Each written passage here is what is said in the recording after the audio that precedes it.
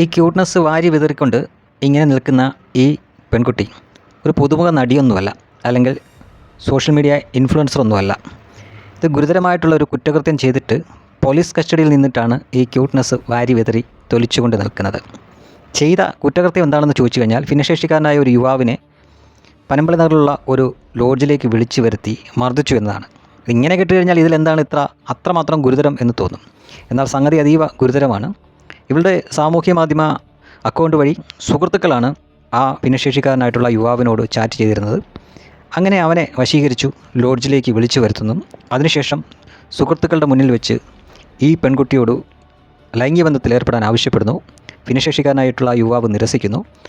അങ്ങനെ ചെയ്യിച്ച് നഗ്ന ചിത്രങ്ങളൊക്കെ പകർത്തിയതിനു ശേഷം ഹണി ട്രാപ്പിൽപ്പെടുത്തി ജീവിതകാലം മുഴുവൻ അവൻ്റെ കയ്യിൽ നിന്ന് പണം ഊറ്റാനുള്ള പദ്ധതിയായിരുന്നു. പക്ഷേ ആ യുവാവ് എതിർത്തു കഴിഞ്ഞപ്പോൾ അവളുടെ സുഹൃത്തുക്കളെല്ലാവരും കൂടി അവനെ മർദ്ദിക്കുന്നു. അവൻ്റെ വാരിയലിന് പൊട്ടലുണ്ടാവുന്നു. ഒടുവിൽ അത് കേസായി അറസ്റ്റ് ചെയ്യപ്പെട്ട് പോലീസിൻ്റെ നടുവിൽ നിൽക്കുമ്പോഴുള്ള ചേഷ്ടകളാണ് ഈ കാണുന്നത്. ഇതും കേരള സ്റ്റോറി തന്നെയാണ്. നമ്മുടെ ഈ കേരളത്തിൽ സമാന്തരമായ ഒരുപാട് ലോകങ്ങളുണ്ട്. ചില ജെൻസി പിള്ളേർ എന്ന് പറഞ്ഞു കഴിഞ്ഞാൽ അവരുടെ ചിന്താഗതിയോ അവർ പ്രവർത്തിക്കുന്നതോ നമുക്കൊന്നും ചിന്തിക്കാൻ പോലും പറ്റാത്ത തരത്തിലുള്ളതാണ്. വേറെ കുറേ ആളുകൾ അവരുടേതായിട്ടുള്ള ഒരു ലോകം തന്നെ സൃഷ്ടിച്ചു ആ ലോകത്ത് ജീവിക്കുന്നവരാണ്. പുറത്തെന്ത് നടക്കുന്നുവെന്നോ ഇവിടുത്തെ നിയമ സംവിധാനങ്ങളെപ്പറ്റിയോ ഇവിടുത്തെ രാഷ്ട്രീയത്തെപ്പറ്റിയോ ഒന്നും യാതൊരു ബോധ്യവുമില്ലാതെ, വരും വരായികയെപ്പറ്റി യാതൊരു ബോധ്യവുമില്ലാതെ ജീവിക്കുന്ന കുറേ പേർ. അത്തരത്തിൽപ്പെട്ട ഒന്ന് തന്നെയായിരിക്കണം ഈ പെൺകുട്ടിയും. പോലീസുകാരുടെ നടുക്ക് നിൽക്കുമ്പോഴും ചിരിച്ചുല്ലസിച്ച് ഏതോ പിക്നിക്കിന് പോകുന്നു എന്ന ഭാവന നിൽക്കുകയാണ്. താനൊരു കുറ്റകൃത്യം ചെയ്തിട്ടാണ് നിൽക്കുന്നത് എന്ന യാതൊരു ഭാവഭേദവും ആ പെണ്ണിൻ്റെ മുഖത്ത് കാണാനേ ഇല്ല. ഇതും കേരള സ്റ്റോറി തന്നെയാണ്. ഇപ്പോൾ കൊച്ചിയെപ്പറ്റി പറയുമ്പോൾ, എറണാകുളത്തെ പറ്റിയൊക്കെ പറയുമ്പോൾ അത് ഓരോ ദിവസവും വളരെ വല്ലാത്ത രീതിയിലേക്ക് പോയിക്കൊണ്ടിരിക്കുകയാണ് ആ സ്ഥലം എന്നാണ് പൊതുവെ എല്ലാവരും പറയുന്നത്. പക്ഷേ അതിന് കാരണം അവിടുത്തെ തദ്ദേശവാസികളല്ലത്രേ.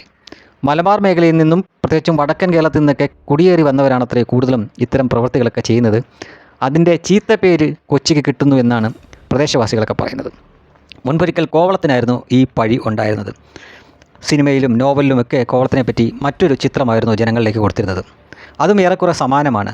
കോവളം പോലുള്ള സ്ഥലത്തെ മറ്റു സ്ഥലത്തുനിന്ന് ആളുകൾ വരികയും കുത്സിത പ്രവൃത്തിയിലൊക്കെ ഏർപ്പെടുകയും അത് പിടിക്കപ്പെടുകയൊക്കെ ചെയ്തുകൊണ്ടിരുന്ന കാലത്താണ് കോവളത്തിന് ആ ചീത്തപ്പേരുണ്ടായിരുന്നത്. സമാനമായ ഒരവസ്ഥയിലേക്ക് തന്നെയാണ് എറണാകുളവും കൊച്ചിയുമൊക്കെ പോകുന്നത് എന്ന് തന്നെ പറയേണ്ടിയിരിക്കുന്നു. നോക്കൂ, ഇതുപോലുള്ള ഒരു യുവതലമുറയൊക്കെ വളർന്നു വരുമ്പോൾ ഈ പ്രായത്തിൽ തന്നെ ഇത്രയും കുത്സിത പ്രവൃത്തികൾ ആസൂത്രിതമായി ചെയ്യാമെങ്കിൽ ഇതൊക്കെ കുറേ കൂടെ വളർന്നു കഴിയുമ്പോൾ എന്തായിരിക്കും അവസ്ഥ എന്നൊന്ന് ചിന്തിക്കുക. എല്ലാം ചെറുപ്പക്കാരാണ്. ഇവർക്കൊന്നും ഇനി നാളെ ഒരു പാസ്പോർട്ടോ വിസയോ ഒന്നും ലഭിക്കുകയില്ല. ജീവിതം തന്നെ കൂമ്പടഞ്ഞു പോകും. പക്ഷേ എന്നിട്ടും അതിനെപ്പറ്റിയുള്ള വല്ല ചിന്തയും അവരുടെ മുഖത്തുണ്ടോ എന്ന് നോക്കുക. ഇത് പുറത്തിറങ്ങിയാൽ തങ്ങളുടെ മാതാപിതാക്കളുടെ തല ജനങ്ങളുടെ മുന്നിൽ, അയൽവക്കക്കാരുടെ മുന്നിൽ കുനിഞ്ഞു പോകുമെന്നുള്ള ബോധ്യം പോലും ഇവറ്റകൾക്കില്ല.